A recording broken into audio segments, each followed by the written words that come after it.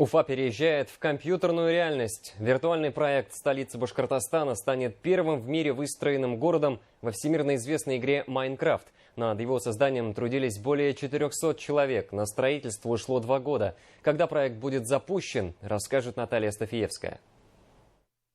Все выполнено точь-в-точь. Цвет подобран идеально точно. Арт-квадрат из кубиков только строился в этот раз не 3 года, а 2 недели. Каждый элемент, как в реальности, все проработано до мелочей. Только пока квартал выглядит непривычно, ведь не заполнен таким большим количеством людей. Но совсем скоро и там будет не протолкнуться, но уже от виртуальных игроков. Это будет батл рояль, то есть человек появляется на каком-то участке карты, после чего он бегает по городу, собирает оружие, аптечки, и стреляется с другими игроками, которые также появились и бегают. Они стреляются, и выигрывает тот, кто последний выжил.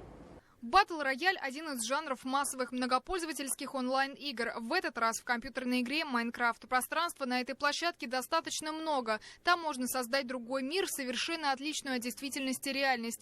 Эта идея не обошла стороной уфимских мечтателей. Свой родной город они решили сделать виртуальным. В 2019 году, в сентябре, нам впервые пришла эта идея. Почему бы не попробовать отстроить небольшой квартал в центре Уфы, просто вот по приколу. Я отправил это предложение небольшой своей группе людей ВКонтакте, и они такие, и на что я получил очень много положительных отзывов, что да, давайте. Мы собрали свою первую небольшую команду и сразу отстроили центр, то есть отстроили центральный квартал, это был как раз квартал с центральным рынком. Постепенно идеи начали проникаться и другие ребята. За все время с начала проекта строительством виртуального города занимались более 400 человек. Сейчас почти достроен весь центр, а некоторые из объектов пользователи смогут увидеть лишь в игре. Это то, как будет Советская площадь выглядеть после реконструкции.